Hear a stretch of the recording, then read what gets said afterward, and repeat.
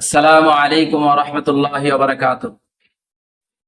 নাহমাদুহু ওয়া নুসাল্লি আলা রাসূলিহিল কারীম, আম্মা বা'দ। সুপ্রিয় দর্শক, আজ আমরা আলোচনা করব কিয়ামতের দ্বিতীয় পর্ব।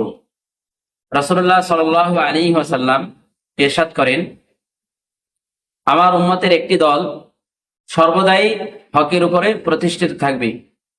যতই বাধা বিপত্তি আসুক, তারা হক থেকে কখনোই দূরে সরে যাবে না।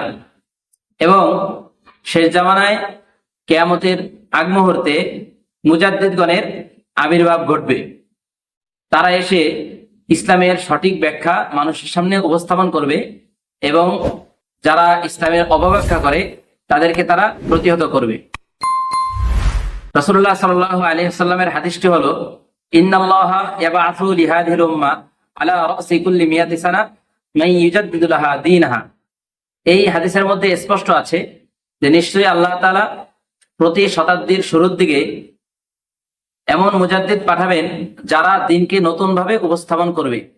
নতুনভাবে উপস্থাপন বলতে দিনের উপরে যে ধুলাবালি পড়ার কারণে আসল দিন মানুষের নিকটে অস্পষ্ট হয়ে গিয়েছিল, সেগুলো তারা পরিষ্কার করে দিবে। মুজাদ্দিদগণ এক বা একাধিক হতে পারে, তবে আমাদের ব্যক্তিগত মতামত হলো একাধিক মুজাদ্দিদ আসবে এবং তারা পৃথিবীর বিভিন্ন প্রান্তে ছড়িয়ে ছিটে থাকবে।